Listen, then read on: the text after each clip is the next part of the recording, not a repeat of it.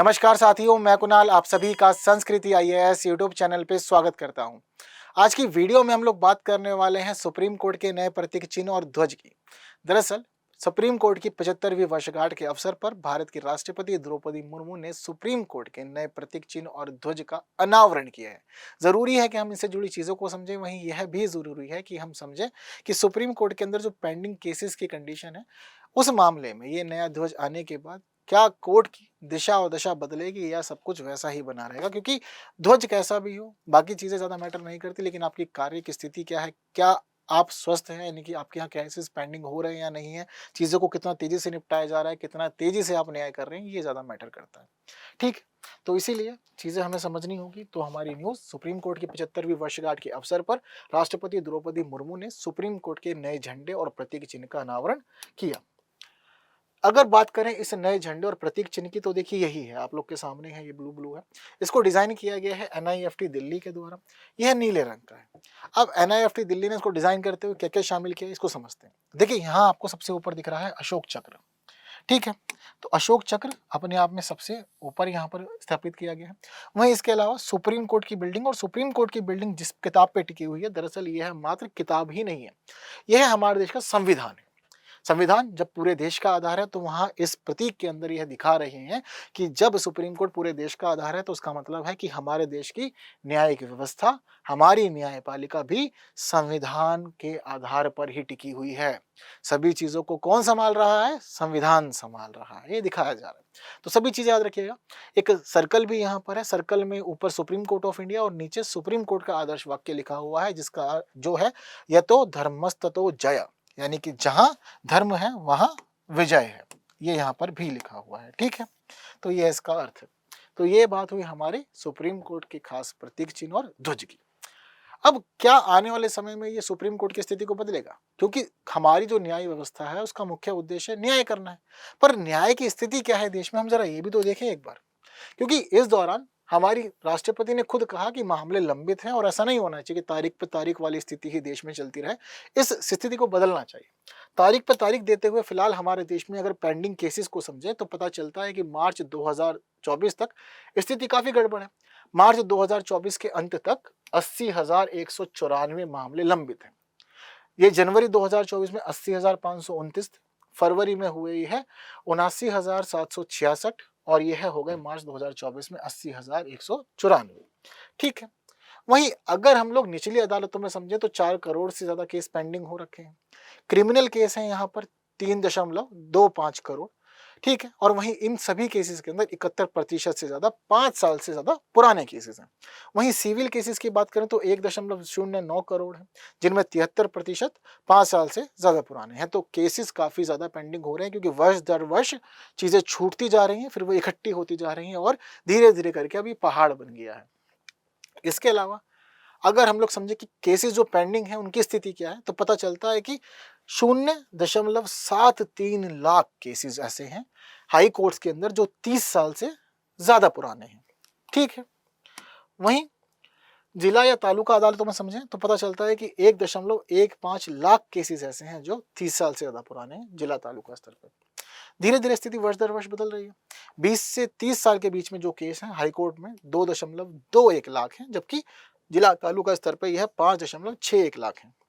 10 से 20 साल के बीच में जो केसेस हैं उनकी संख्या है 11.38 लाख और 35.03 लाख।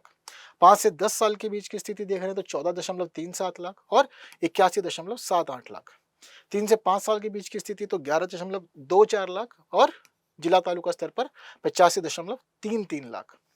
1 से 3 साल के बीच 9.48 लाख और जिला तालुका स्तर पर 1.10 करोड़। और वहीं 1 साल के लगभग जो केसेस की स्थिति है उनमें शामिल है 10.34 लाख, लेकिन जिला तालुका स्तर पर है 1.11 करोड़। मामले बहुत ज्यादा हो गए हैं इस दौरान। ठीक है, तो ये वर्ष दर वर्ष की स्थिति है। हर वर्ष कुछ ना कुछ केसेस हम पेंडिंग करते चले गए, जिसकी वजह से अब फिलहाल ये काफी ज्यादा मामला बड़ा हो गया है। ठीक है, तो काफी ज्यादा समस्याएं हैं। अगर राज्यवार स्थिति समझें कि what percent of pending cases in lower courts are older than 5%, तो राज्य की स्थिति में पता लगता है कि सबसे ज्यादा जो पेंडिंग केसेस है 5 साल से ज्यादा, उसमें टॉप पर है बंगाल। सबसे ज्यादा यहाँ पर पेंडिंग है 42.1% हमें यहाँ देखने को मिल रहा है आंकड़ा। ठीक है, इसके बाद बात करें तो दूसरा राज्य है बिहार, 40.8%। इसके बाद में बात करते हैं तो ओडिशा 37.1%। धीरे धीरे बाकी राज्यों की स्थिति गिरती चली जा रही है। हाँ, देखने वाली बात यह है कि सिक्किम की स्थिति पूरे के पूरे देश में काफी ज्यादा बेहतर है, और सिक्किम के अंदर जो पेंडिंग केसेस की स्थिति है 5 वर्ष से ज्यादा पुराने, उसमें पता चल रहा है कि मात्र 0.4 है सिक्किम में। ठीक है, कुछ राज्यों का डाटा नहीं मिला है, जैसे कि अरुणाचल, अंडमान निकोबार आइसलैंड और लक्षद्वीप का, तो इन सब के आंकड़े नहीं समझ में आ पाए, मिल नहीं पाए, तो इसलिए चीजों को एनालिसिस नहीं हुआ। लेकिन पूरे देश की स्थिति कुछ इस प्रकार से अभी भी बनी हुई है और चिंतनीय है। जरूरी है कि तेजी से कार्रवाई करते हुए चीजों को सुलझाया जाए। पर सोचने वाली बात यह है कि न्यायालय है, बिल्डिंग्स भी प्रॉपर है, तो समस्याएं कहाँ हो रही है, या क्या ऐसा हो रहा है देश में जिसकी वजह से केसेस पेंडिंग होते चले आ रहे हैं। तो इसके पीछे कुछ खास कारण समझिए। पहली बात, जज नहीं है हमारे पास पर्याप्त संख्या में, और न्यायिक अफसरों की कमी है। इसके अलावा अदालत के कर्मचारियों और कोर्ट के इंफ्रास्ट्रक्चर की भी कमी है। साक्ष्य जुटाने में बहुत ज्यादा देरी कर देती है पुलिस, इसकी वजह से भी हो जाते हैं मामले लंबित। वहीं मामलों के निपटान में यह भी समझ में आता है कि निर्धारित समय सीमा की बहुत ज्यादा कमी है। समय सीमा निर्धारित ही नहीं है, यानी कि कोर्ट में ऐसा फिक्स नहीं है कि अगर क्रिमिनल केस है तो कितने दिन में निपटा देना है, सिविल केस है तो कितने दिन में निपटा देना है, कोई मामला किस रूप का है तो कितने दिन में निपट जाना चाहिए, ऐसी कोई समय अवधि निर्धारित ही नहीं है। तो तारीख पर तारीख करते हुए केसेस पेंडिंग होते जा रहे हैं, बढ़ते जा रहे हैं। बार बार मामले की सुनवाई को टाल देते हैं, जिस वजह से संख्या ऐसे ही बढ़ती चली जा रही है। मतलब ये समझिए, जितने केसेस पेंडिंग है उनमें हो सकता है कि बहुत सारे लोग तो आज के समय में जीवित ही ना हो, या बहुत सारे लोग ऐसे होंगे जो अपने जीवन का एक अच्छा खासा हिस्सा जेल में बिता चुके हैं, अभी तक पता ही नहीं चल पाया कि वह दोषी है या निर्दोष है। मतलब लोगों के साथ इतनी परेशानी हो रही है। लंबित मामलों को ट्रैक करने में समस्या है, ट्रैक नहीं कर पाते हैं प्रॉपर। वहीं बार, जांच एजेंसियों, गवाहों और वादियों जैसे हितधारकों का अपेक्षित सहयोग नहीं मिल पाता, चीजें कोऑर्डिनेट नहीं हो पाती हैं। ये भी एक कारण है जिसकी वजह डिले हो रहा है। पुलिस, वकील और जांच एजेंसी समय पर अपना काम नहीं कर पाती हैं, इस वजह से भी डिले हो रहा है। नेशनल जुडिशियल डाटा ग्रिड की रिपोर्ट कहती है कि देश में लंबित मामलों में 61,57,268 ऐसे हैं जिनमें वकील पेश नहीं होते हैं, और 8,82,000 केस ऐसे हैं जहां पर केस करने वाले और विरोधी पक्षों ने कोर्ट में आना ही छोड़ दिया है। कहते हैं कि रोज परेशान होते हैं, क्या चप्पल घिस रहे हैं बार बार आकर के, दिक्कतें ज्यादा हैं, हमें कोर्ट ही नहीं जाना, हमें मामला चलाना ही नहीं है, जैसा मामला नहीं है उससे ज्यादा परेशानियां हो रही है।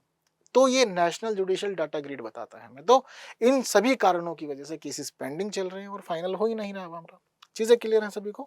ठीक है, तो जब इतना कुछ क्लियर है तो बता दीजिए मुझे इस प्रश्न का उत्तर कि सुप्रीम कोर्ट के नए झंडे और प्रतीक चिन्ह को किसने डिजाइन किया है? NIFT Hyderabad, NIFT Gandhinagar, NIFT Chennai और एनआईएफटी दिल्ली। प्रश्न का उत्तर आप लोग मुझे कमेंट करेंगे।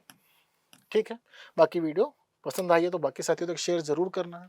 वीडियो को लाइक के बिना नहीं जाना, ये आपकी जिम्मेदारी है। और ऐसी वीडियोस के लिए बने रहना है संस्कृति आईएएस यूट्यूब चैनल पे। बाकी बातें हम लोग करेंगे हमारी अगली वीडियो में कुछ नए विषयों के साथ, लेकिन तब तक के लिए दीजिए मुझे विदा। Thank you so much.